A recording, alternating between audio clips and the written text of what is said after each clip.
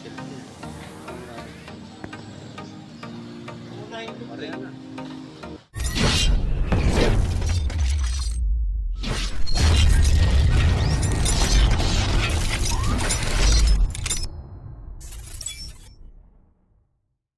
Isang magandang lalaki na naman ang matutunghayan nyo ngayon mga tropa. Kapal na mukha mo. Lulutuin pala no. So ayan, kung makikita nyo yung ating sample no, ay ang nasa malaki, yung parang puti lang din mga tropa no. At ito na mga kulay puti na hinahawakan natin na nakalagay sa karton ano. Ito yung purong puti pa lamang mga tropa, wala pang nakahalo dyan na kulay no. So minamatch lang natin yan para makita natin kung ano-anong kulay nga ba ang isasangkap dito para makuha itong ating sample mga tropa. So yan, ang lulutuin dito mga tropa no ay isang timba or isang balde. Ayan. So ito nga isasangkap dito mga tropa no. Yan, papakita natin ang kulay na isasangkap dito. Ito ay Rosena mga tropa. Yan no, kung makikita nyo yung pangalan ng kulay, Rosena, yung hinahalo syempre ng ating master paint mixer dito na si Rico Fariscal mga tropa. Ayan, shoutout sa ating master paint mixer dito. Ayan, ang type ng pintura na to mga tropa no ay latex no, latex paint. Ito yung kadalasang pinipintura natin sa ating mga pader or sa ating wall. Ayan, para gumanda naman ang kulay ng ating bahay no. Ayan, so yun mga tropa, nilagyan niya na ng Rosena. Ayan, at hinalo ng hinalo no, hinalukay ng hinalukay hanggang kailaliman yan mga tropa. Baho ng bungaga mo. Amoy imburnal. Para walang makakaligtas dyan. Eddie, wow. Ito mga tropa no ay ayaw lang talaga ng may-ari na sobrang puti no or puting-puti yung ipapahid niya sa kanyang wall. Kaya nagdala siya ng sample para gayahin natin. Hindi totoo yan. Bola lang yan. So gagawin lang itong off-white mga tropa no, off-white. So kumbaga aalisin lang natin yung pagkaputi niya no. Kumbaga dudumihan lang natin ng konti. Ayan.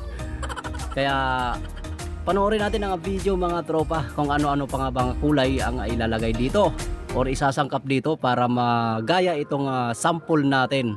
So keep on watching lang tayo mga tropa.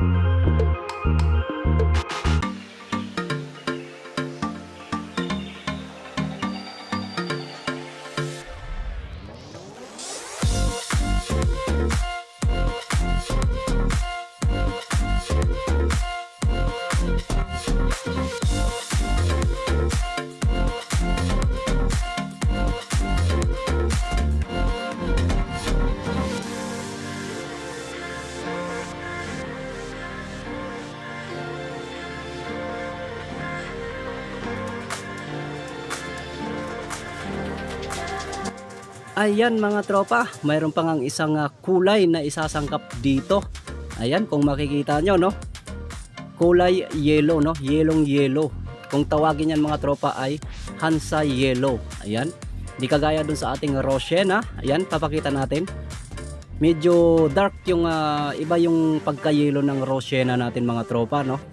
Di kagaya dito sa Hansa Yellow ay yellow talaga mga tropa. So yun, nilagyan na ng Hansa Yellow at hinalukay na naman ng husto mga tropa. So kailangan talaga niyan haluin ng maigi, no? Nga pala mga tropa, no, kung gusto nyo mag-DIY ng ganitong kulay, ayan, meron tayong mga nabibili rin sa paint center na maliit lang mga tropa, no? Kung tawagin natin ay 1/4 liter lang. So ito yung mga sinasangkap talaga. So mayroon talaga nga pansangkap dito. Halimbawa, meron kayong nabiling kulay na puti. Ayan, gusto nyo gawing off-white lang. Yan, meron tayong mga nabibili dyan na mga maliliit lang. Kagaya nitong nasa ating screen. Meron tayong Hansa Yellow. Ayan, meron din tayong Roshena. So ito mga tropa, pinapakita ko ay ito yung hinalo natin, no, or isinangkap dito sa ating niluto. Ayan, dalawang kulay na yan, Hansa Yellow at saka yung Roshena. So may nabibili niyan mga tropa, no, sa paint center. So sabihin nyo lang na latex color, yan kung mababasa nyo, latex color or acry color mga tropa. Ayan, so ito pipintahan na uli natin dahil nalagyan na ito ng Hansa Yellow at Roshena. Ayan, silipin natin mga tropa. So yun, no, parehong-pareho na yung kulay mga tropa. Gayang-gaya na ng ating master paint mixer. So napakagaling niya talaga tumira ng mga ganito. Mga latex type, no, or lacquer type na mga pintura mga tropa. So yun lang mga tropa, no. Nga pala mga tropa, no, sa mga hindi pa nakapag-subscribe dito sa aking channel, huwag niyo naman kalimutang mag-subscribe.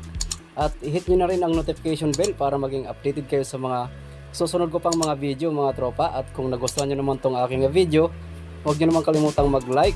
At pwede nyo rin i-share itong ating video para mas marami pa ang makakapanood sa atin. So yun. At kung mayroon kayong mga katanungan, pwede nyo rin i-comment dyan sa ating comment section sa baba para masagot natin yan mga tropa kung mayroon kayong mga katanungan about dito sa ating pintura. So yun lang mga tropa, maraming salamat sa inyong panonood.